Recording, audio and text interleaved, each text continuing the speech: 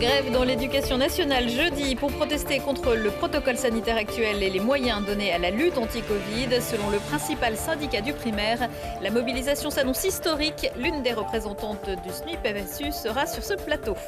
L'association Entre Elles, qui vient en aide aux femmes victimes de violences conjugales, a organisé un rassemblement devant la mairie de Pont-de-Claix ce mercredi après-midi. Objectif, faire pression pour obtenir un local plus sûr après avoir subi dégradation et insultes. Et puis les soldes d'hiver ont commencé ce mercredi matin et doivent durer 4 semaines. À contre-courant de la grand-messe de la consommation, une grenobloise a créé une boutique de vêtements et jouets d'occasion de la seconde main pour penser aussi à demain. Bonsoir à tous, ravi de vous retrouver dans ce JT du mercredi 12 janvier 2022, du lundi au vendredi à partir de 18h, l'essentiel de l'actualité du Grand Grenoble. Profs au bord de la crise de nerfs, la grande majorité des syndicats enseignants appellent à faire grève et à manifester un peu partout en France jeudi. C'est la situation sanitaire dans les écoles et les nombreux changements de protocole pour maintenir les collèges, écoles et lycées ouverts alors que l'épidémie de Covid-19 flambe, qui met le feu aux poudres. Les infirmières et infirmiers scolaires ont rejoint la grève, comme les surveillants. La FCPE, syndicat de parents d'élèves, demande également aux parents de ne pas mettre leurs enfants à l'école demain. La grève, on en parle avec mon invité Valérie Favier. Bonsoir. Bonsoir. Vous êtes professeur des écoles en Isère, membre du syndicat majoritaire dans les écoles, le SNUIP-FSU. Alors, on en est à combien de protocoles sanitaires depuis la rentrée de septembre ? Alors, c'est une bonne question. Je crois que je ne peux pas vous répondre tellement on les a multipliés. C'est une valse depuis 2 ans des protocoles. Et des protocoles, mais pas seulement des protocoles. On a une foire aux questions qui est ajournée, qui est mise à jour sans arrêt, ou pas mise à jour d'ailleurs après les annonces médiatiques. Donc c'est un changement perpétuel auquel les enseignants, bon an mal an, doivent s'adapter. Et c'est ce qui participe au mal-être et à la montée de la colère dans notre profession. Parce qu'en fait, vous êtes un peu comme tout le monde, vous apprenez ce qui va se passer, dans le meilleur des cas par votre hiérarchie, dans le pire des cas par les médias. On l'apprend par les médias le plus souvent, par notre hiérarchie mais au plus haut niveau, c'est-à-dire que très souvent c'est le ministre qui annonce des choses. Alors, depuis quelques temps, là, j'ai même envie de dire, c'est le Premier ministre qui nous fait des annonces. Malheureusement, nous, il n'y a aucune redescente au sein de l'institution, ce qui fait que ça nous met dans des situations, notamment pour nos collègues directeurs et directrices, des situations intenables. Pour vous donner un ordre d'idée, M. Castex a fait des annonces lundi soir. Aujourd'hui, ce midi, la foire aux questions, donc, qui est le document réglementaire sur lequel nos collègues de l'éducation nationale étaient toujours pas à jour ce midi, plus de 2 jours après. Donc ça met dans une position extrêmement complexe parce que on est en lien directement avec nos usagers qui légitimement eux aussi ont accès aux grands médias et s'interrogent sur la marche à suivre et c'est une gestion complètement désorganisé. Alors, ce qui se passe, c'est qu'il y a de plus en plus de cas, notamment avec l'arrivée du variant Omicron, et des cas positifs dans toutes les classes, ou presque. Les files d'attente devant les pharmacies et les labos en témoignent. Et c'est surtout dans les écoles primaires où la grande majorité des enfants ne sont pas vaccinés, parce qu'ils ont moins de 12 ans. Dans ces cas-là, c'est un peu tous les jours est un nouveau jour. Tous les jours est un nouveau jour et puis je crois que nous, on vient porter un peu une alerte, c'est-à-dire qu'aujourd'hui, le service d'éducation ne fonctionne plus. C'est-à-dire que oui, les enfants vont à l'école, des jours oui, des jours non, mais le métier d'enseignant, c'est un métier d'anticipation. Les collègues, ils n'improvisent pas leur classe, ils la préparent. Et là, chaque jour, on vient. Des fois, il y a un cas positif. Les enfants rentrent chez eux. Il y en a 5 qui reviennent l'après-midi, 10 le lendemain. Le surlendemain, il y a à nouveau un cas positif. Donc, ça ferme à nouveau. C'est plus possible d'enseigner comme ça. Est-ce que vous craignez pour votre sécurité également ? Alors, pour notre sécurité, oui, nous, on demande bien évidemment, on on n'est pas exclu de ces peurs-là. Pour notre sécurité en tant qu'agent, en tant que travailleur, mais aussi pour la sécurité de nos usagers et de leurs familles.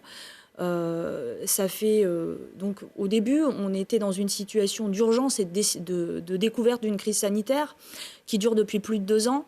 Depuis plus de 2 ans, on demande à être fourni en masques FFP2, en masques chirurgicaux. Des capteurs aussi de depuis CO2 18 mois en capteurs de CO2. On demande également la gratuité des masques pour tous nos usagers, pour tous nos élèves, parce que ça met dans des situations d'inégalité flagrante nos élèves les plus fragiles qui ne peuvent pas se fournir en masque. Et puis, voilà, encore pour exemple, hein, on a des collègues qui enseignent dans des salles où il n'y a pas de fenêtre en ce moment, sans capteur de CO2. Hein, c'est le cas, par exemple, des personnels des RASED, hein, des réseaux d'aide aux enfants en difficulté, qui sont souvent, faute de locaux plus sympathiques dans des classes Est-ce petites. que vous demandez à ce qu'on reprenne un protocole précédent qui prévoyait une fermeture de classe quand 1 ou 3 cas étaient constatés? Alors, nous, on voudrait plusieurs choses. On voudrait plus de prudence parce que on n'est pas complètement déconnecté de la société et on sait qu'en ce moment, les services de santé ont vraiment du mal et sont en première ligne pour accuser le coup de cette crise. Donc, on voudrait plus de prudence et du coup, effectivement, on voudrait une diminution de la circulation de ce virus parce qu'il met en péril notre système de santé et ça nous alerte aussi, hein, pour nous, pour nos usagers, pour nos familles. Donc oui, on voudrait un cas, une fermeture. Ça permettrait au virus de circuler moins et ça permettrait, ce qui nous est cher à tous, et je crois que là-dessus il y a un consensus, c'est-à-dire garder nos écoles ouvertes. On a été les premiers, et notre fédération syndicale l'a tout de suite dit, à dire que c'était un drame que nos écoles ferment. On est bien conscient que l'école à distance, pour nous, c'est un leurre, elle n'existe pas. Enseigner, c'est un acte en présence, donc on veut des écoles ouvertes. Par contre, on ne veut pas des écoles ouvertes à tout prix. On a bien compris que la priorité de notre gouvernement, c'était l'économie et ce n'était pas l'humain. Nous, on veut une école où on puisse aller en sécurité, qui ne soit pas anxiogène pour les enfants, parce que cette valse des protocoles, c'est extrêmement anxiogène pour les enfants, pour les familles et pour les collègues. Donc, effectivement, on veut des masques, on veut des capteurs en CO2, on veut un protocole qui protège tout le monde, qui soit clair, qui ne bouge pas sans arrêt et en désorganisant sans arrêt notre travail. Et surtout, ce qu'on veut, pour que les écoles restent ouvertes, hein, le Conseil scientifique prévoyait qu'un tiers des enseignants seraient touchés par le virus au mois de janvier. Bon, moi, je n'ai pas de chiffres assez précis, donc je ne vais pas communiquer des choses que je ne connais pas. Mais en effet, on vit une crise du remplacement qui est majeure en ce moment. Cette crise, on l'a dénoncée, c'est une crise de moyens. Hein, on paie les frais d'une politique qui a fait trop d'économies sur l'éducation, sur la santé. Cette crise, on l'a dénoncée avant le Covid. Donc aujourd'hui, elle est amplifiée, mais de manière dramatique par la crise sanitaire. Nous, ce qu'on demande, c'est que tout de suite, dans l'immédiat, soient recrutés des gens sur les listes complémentaires des concours pour qu'ils soient titularisés, pour qu'ils s'engagent dans notre profession. Et ce n'est pas ce qui se passe en ce moment. En ce moment, pour pallier au manque, on demande de recruter des étudiants, voire des retraités. Et ça, c'est absolument, pour nous, pas concevable et inacceptable. Alors, merci Valérie Favier. Vous serez dans la rue aux côtés de vos collègues et de tous les enseignants, mais aussi de parents d'élèves et bien d'autres. Jeudi, à Grenoble, ce sera un rassemblement, une assemblée générale à 13h devant le rectorat et puis un rassemblement devant la préfecture de l'Isère. Merci. Une enquête pour violation du secret professionnel ouverte par le procureur de la République de Grenoble ce mercredi sur requête du procureur général. Après un reportage dans le 20h de TF1 mardi soir, on y voit des photographies susceptibles de provenir de la procédure d'instruction concernant l'enlèvement, la séquestration et le meurtre de Maëlys Desarrojo le 27 août 2017. Il s'agirait d'images de la reconstitution de la soirée.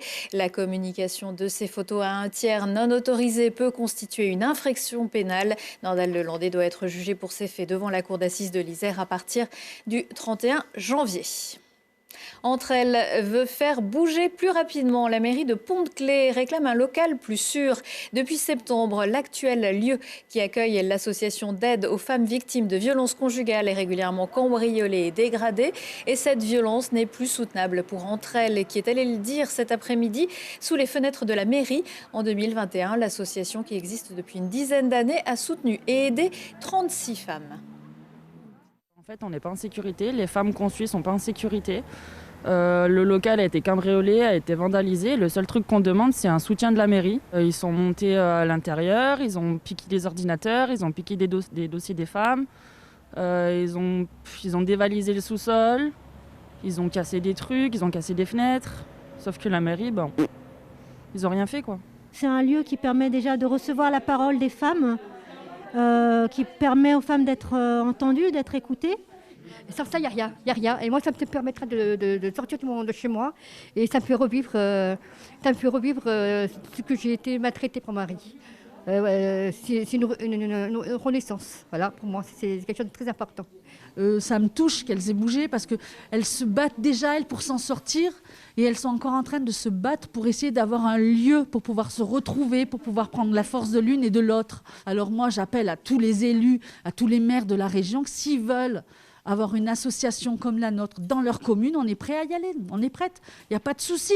Mais on va avoir une réponse, savoir si on veut nous accepter sur la ville de Pont-de-Claix, nous garder et nous mettre au moins un local plus sécurisé. Moi, je rentre chez moi, ça y est, je suis tranquille le soir. Mais elles, non. Non, là, regardez, ça fait plus d'une heure qu'on attend. On n'a pas fait de tapage, on n'a rien fait pour pouvoir... Elles veulent être entendues. C'est même pas moi, c'est elles. Les manifestantes ont été reçues par le directeur de cabinet du maire et l'adjointe aux solidarités à suivre. L'industrie du textile est l'une des plus polluantes au monde. La fast fashion fait des dégâts dans le climat. Alors, au traditionnel marronnier sur le lancement des soldes qui ont débuté aujourd'hui, on a préféré vous faire découvrir une boutique grenobloise qui prône la seconde main. Laurie Baillet. Julie veut dépoussiérer la friperie traditionnelle et propose, avec Seconde Main, une boutique de fripes pour femmes, hommes et enfants aux allures de magasins de luxe. Design épuré, coin café, les articles et accessoires proposés ici sont d'occasion et à petit prix. Un mode de consommation plutôt tendance. Je suis commerçante depuis 10 ans dans le centre-ville de Grenoble et du coup le retour de la clientèle, c'est la recherche de seconde main. Mais sur des produits qualitatifs. J'achète aux particuliers pour revendre aux particuliers. Donc c'est un peu un système de vintage local. On va trouver du Petit Bateau, on va trouver du Levi's. En fait, toutes ces marques qui sont un peu les marques chouchous et qui sont implantées depuis des années dans l'esprit des gens. En changeant de look, les friperies séduisent une clientèle de plus en plus soucieuse des enjeux environnementaux. Elles permettent entre autres de lutter contre la surconsommation. Je suis ravie quand une cliente me dit c'est la première fois que j'achète de l'occasion. C'est vraiment ma plus belle réussite en fait. Et je n'ai pas envie d'inciter à la fast fashion. J'ai envie vraiment que les gens se rendent compte du produit qu'ils ont entre les mains, de la matière que c'est, du savoir-faire, du conseil que je peux leur apporter. Voilà, tout ça. Fil tes fringues, la boîte à mignonnerie, le club 66, Mad Vintage, Lily Rose, qu'elles soient chic, branchées, solidaires, conviviales ou engagées, les enseignes d'occasion ont le vent en poupe à Grenoble. À la page sport, les brûleurs de loups qui jouent bien le jeu devant 1960 spectateurs. La jauge est en ce moment fixée à 2000. Les hockeyeurs grenoblois se sont imposés mardi soir face à Mulhouse, 5-2. C'était la 3e confrontation de la saison entre les deux équipes. À chaque fois, Grenoble l'a donc emporté. À cause de nombreux blessés et cas de Covid, les brûleurs attendaient de retrouver la compétition depuis 12 jours. Grenoble reste leader de la Ligue Magnus. Si pas mal de concerts ont dû être annulés, ce n'est pas le cas de celui de Rover, prévu jeudi soir à la Belle Électrique à Grenoble. En configuration assise, Timothée Régnier viendra présenter sur scène son 3e album, Ace et Keller. L'actu, elle, est de retour à 19h, 21h, 23h en replay sur télégrenoble.net. Excellente soirée à tous.